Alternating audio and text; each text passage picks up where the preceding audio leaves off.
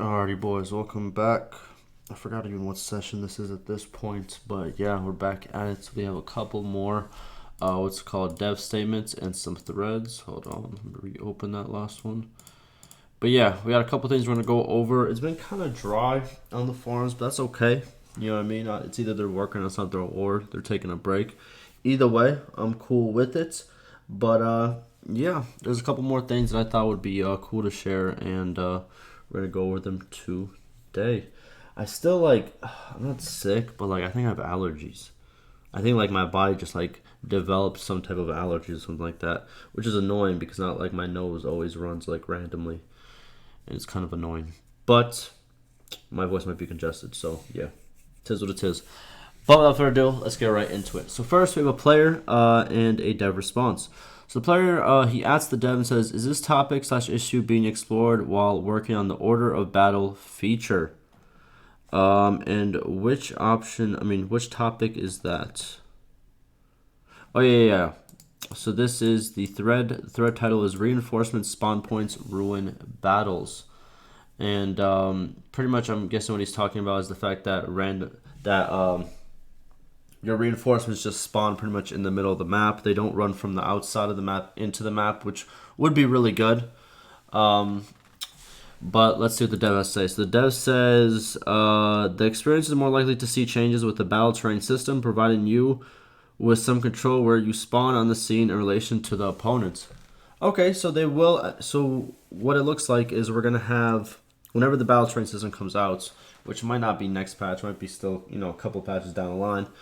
Whenever it does show up, you will have the, what's it called? Kind of like the choice of where you want to spawn or where your reinforcements will come from. We'll see exactly how that will be done, but very cool.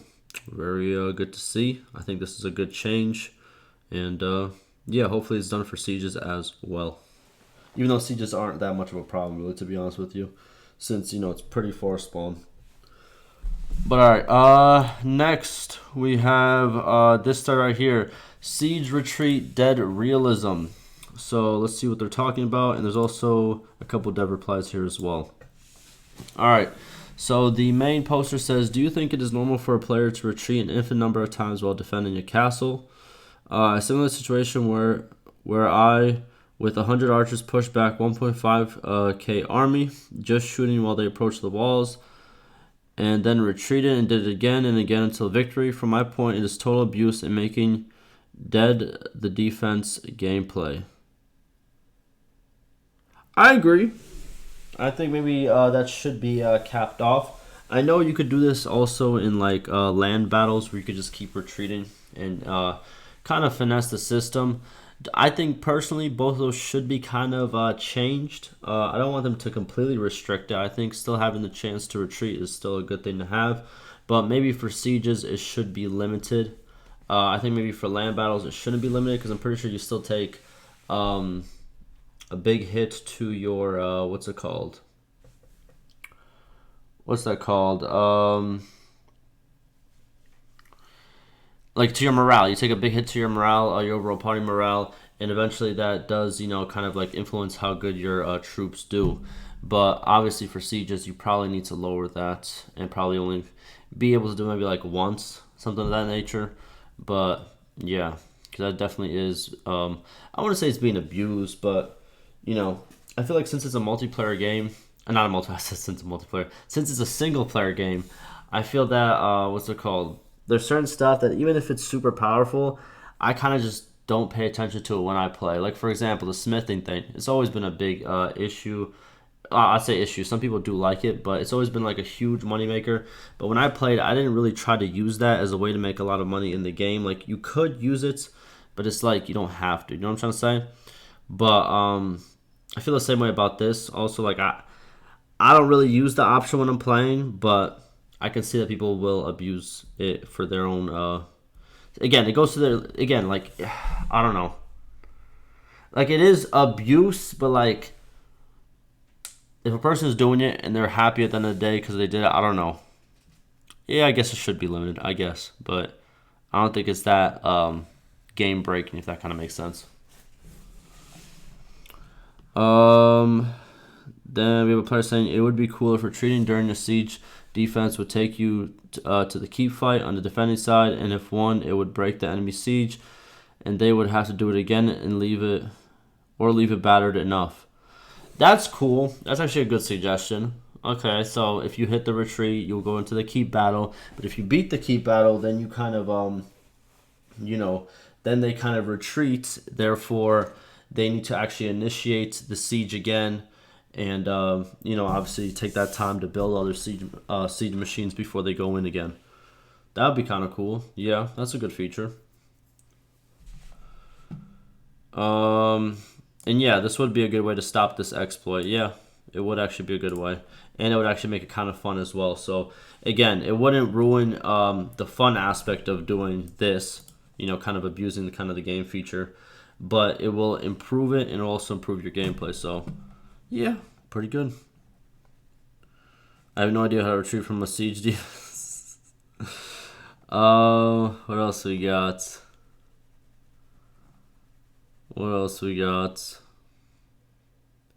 One easy way I could do to fix the exploit yourself is by simply not using it. Yeah, so that's what I said. Like, that's kind of where I'm at. Also, in a way, it's like you don't really have to use it. If you don't want to, you can still do it, and you can still have good gameplay just by not using it. But yeah, I guess if you want to balance it, if you want to keep the game, real balanced, then yeah, then you should probably implement this suggestion over here.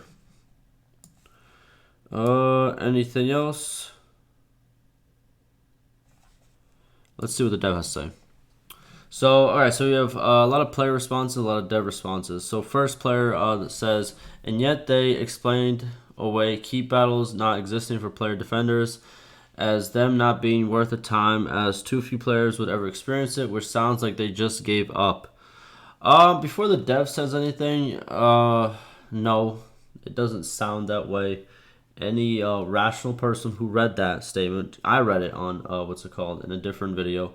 What they stated pretty much was the reason that defender keep battles aren't a thing is because the players would really almost never experience that feature. Unless this was added that we just talked about. If this feature is added where you can, you as a defender can retreat into the keep battle and then actually be on the defending side. If this gets implemented, then yes, this feature will be used a lot. Where is it? The feature will be used a lot where you are the defender in the keep battle. But currently, as it stands, with that feature not being in the game, you won't really ever experience defender gameplay because then you will have to kind of pick a time where you have to retreat when you're defending on the castle walls. And most of the time, you as the player, if you're going to lose that siege, you're going to die on the castle walls. You're not going to really make it back into the town, if that kind of makes sense, right?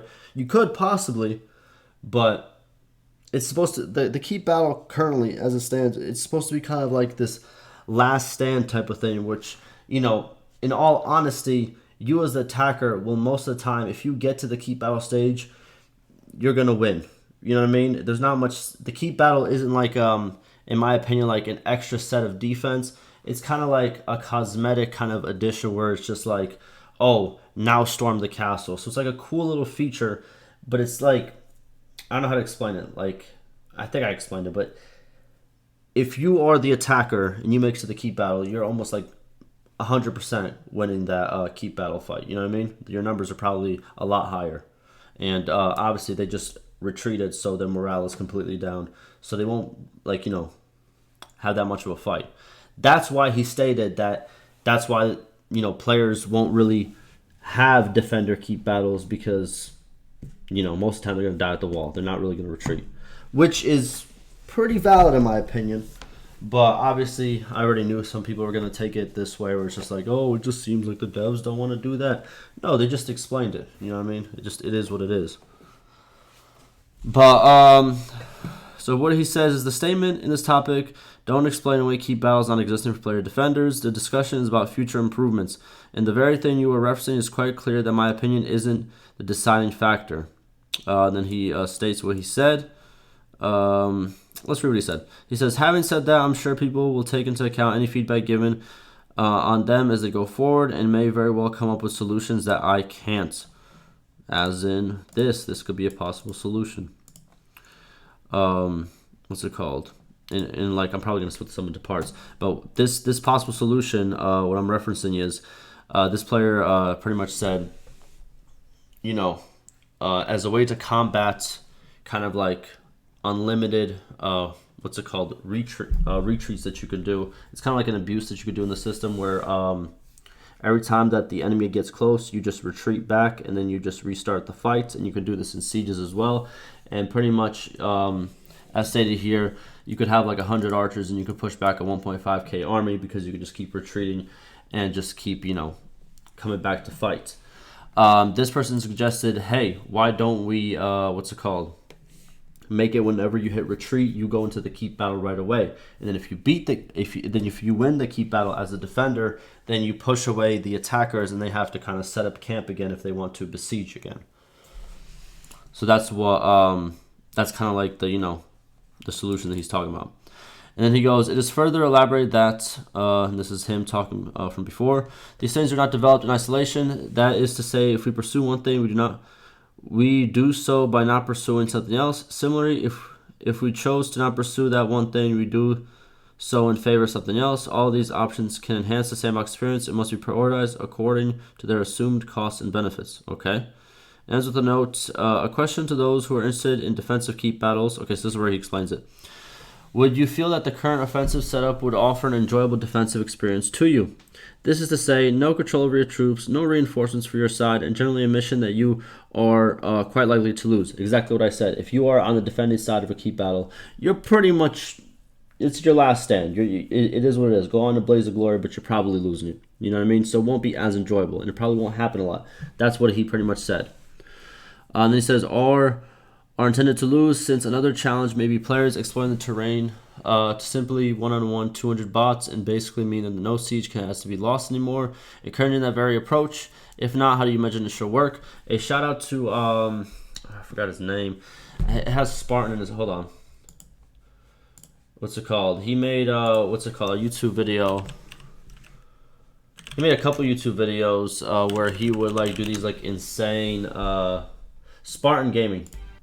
He did a couple videos where he would do like these insane like 100 versus 1500 how to beat a siege. Like I'm looking at it right now, 300 versus 1500, best troops and best formation, best siege defense tactics. Shout out to him, some good videos. And I'm pretty sure he want to make exactly what the dev is talking about here, where you know what I mean, where you can kind of like cheese the defense and make it so you never lose. Which would also be kind of a cool concept, you know what I mean? So it's like what I said exactly. Like, I think that the unlimited retreat kind of abuse should low-key be kept. And if you don't want to use it, you don't have to use it. You know what I mean? It's just like a cool little thing for some people, to just find out and just kind of use, kind of enjoy the game with it. If they enjoy the game with it, cool. If they don't like the feature, they don't really have to use the feature anyways. You know what I mean? So it's kind of like a win-win situation, in my opinion, when it comes to enjoyability. And also, like, eventually, if they do have the time, if they, find it to, be viable, and they add the defensive keep battles, I'm pretty sure there's going to be content made. There's going to be people who try it out and people who have fun with, just trying out, oh, how can I finesse a system? That's just how it works. A lot of games have, like, those situations where, even on YouTube, you see a lot of these, like, videos where it's like, what happens if you do this at this point in this game? You know what I mean? Those are very popular, videos and very popular concepts that people like to visit in games. And, the more of those you have in games, it just makes it more interesting. And, yeah. So, hey, if you have the time, I would add it too, low-key. But I understand why they didn't, because it doesn't really make sense. But it would be kind of cool,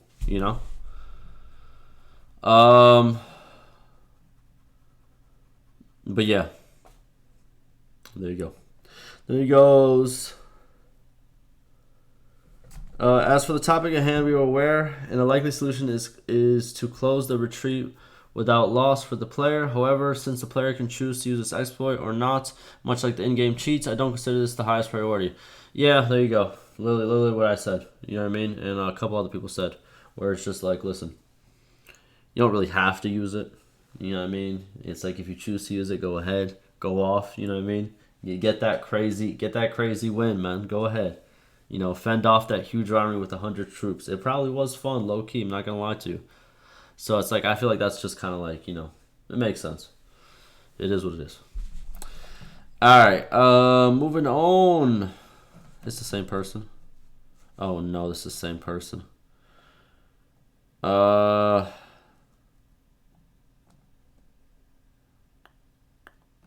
I'm gonna keep it honest with you. I'm gonna keep it a real stack with you, like the biggest stack I've ever had. I don't really care for this mini kind of like argument discussion that's like about to happen.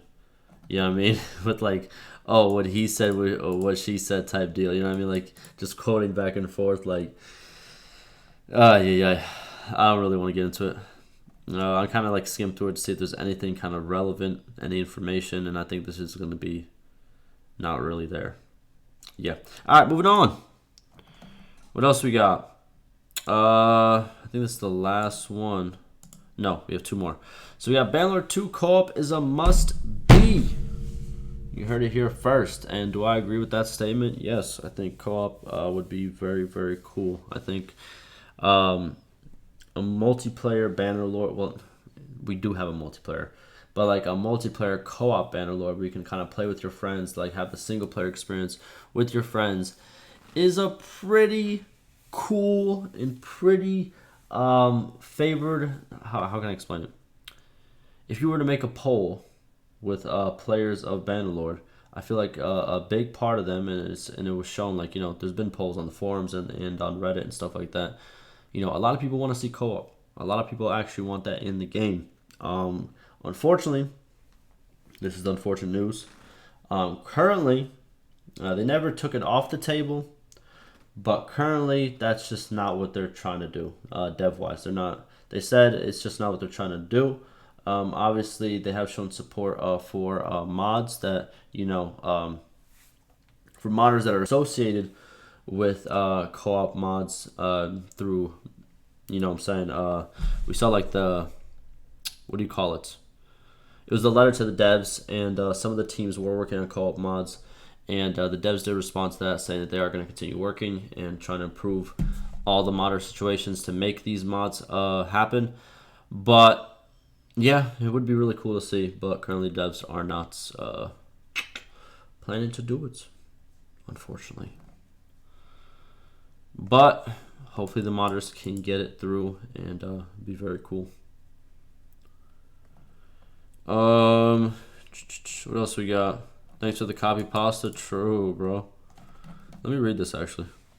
He goes, "Hi, I'm an active player in Bannerlord 2 since it was released. Oh, wow. Grinding this game for about 5 months in single player, and I finally managed to take over the whole map. Congrats. I love the game, but there's one big issue. No co-op. How is it possible that developers of this game still didn't add an option to play with at least 4 players together on the map? Why are you saying there will be no co-op made only by mod? When I read it, thought, so you don't want to make money? Don't want to make finally a fully functioning game? Adding co-op will change the game and bring definitely more players. Multiplayer sucks so much that it is a disaster to even think about it. Why won't you do something good about from the beginning to the end? Why you don't think about the players that want to play the game with friends and conquer the map together? By looking at your actions, Terrorworlds, I'm thinking you just don't want to do nothing and only earn money. Co-op is a must-have, not through mods, but made by the devs of the game. If you don't have any ideas on how it would look like, I can explain all this. Just contact me through email." Yo, alright, bro. He said, "Listen, dog, if you can't do it, bro, just let me know, bro. Shoot me an email, bro. Come on, bro." Nice. That's nice. I agree. I mean, nice. I like that. Oh.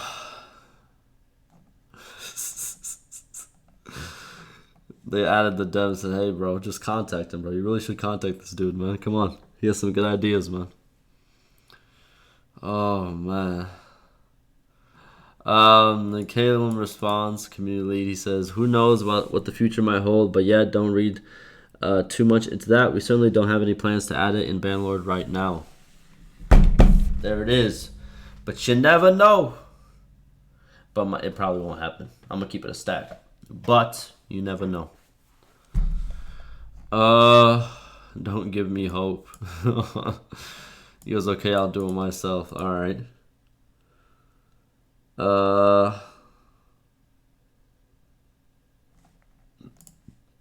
Nice.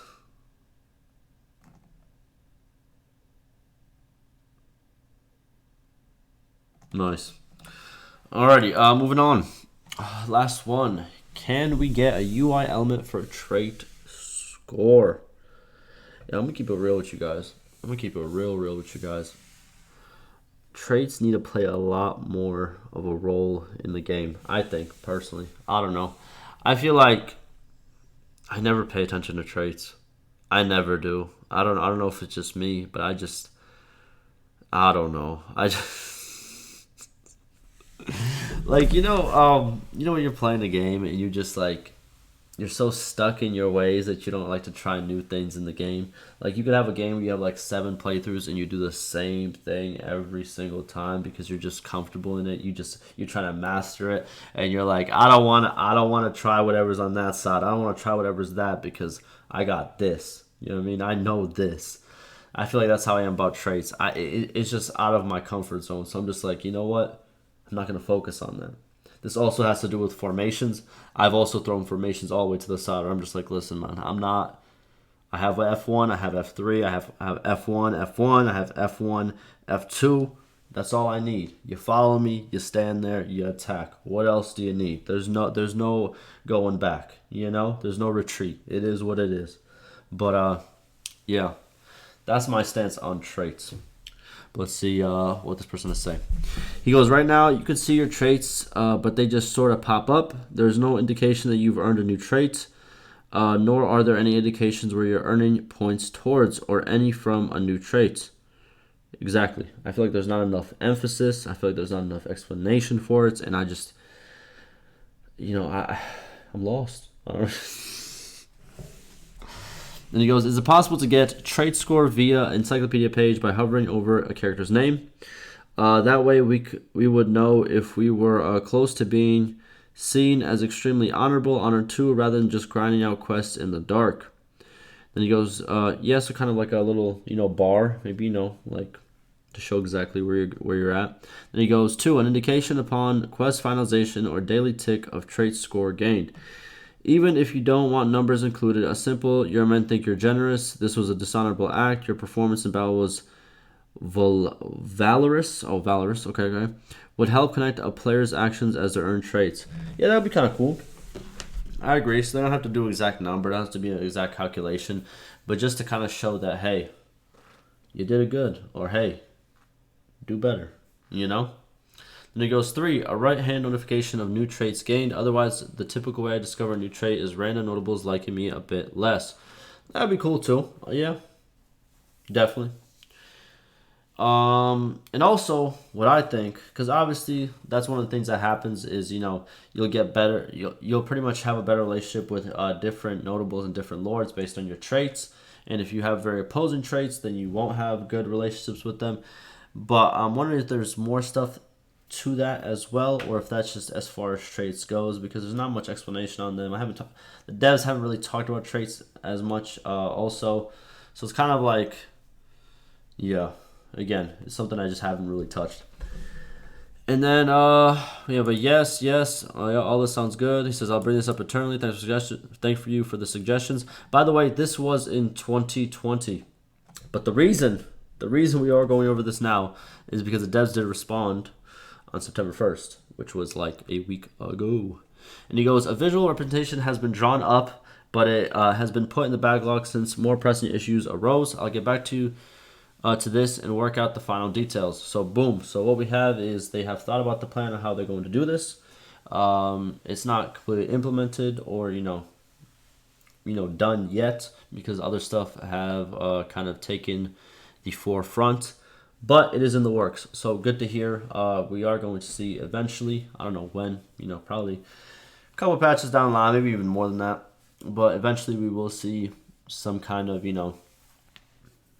I would say rework, but, kind of more definition to the trait system, which is good to see. But that'll pretty much do it for me. It's kind of a shorter session, but it wasn't much to talk about. But I thought these were all kind of good things to kind of look at. Also, I'm going to try to do like other games and stuff on this channel to kind of diversify a little bit. I have my second channel too. I'm going to be posting on there a little bit more as well. But yeah, I want to cover other games the way I cover Bannerlord, kind of, do this kind of style of content as well, because, I like it. You guys like it. So there it is. That'll do it for me. That's for any questions and concerns. Like always, stay safe.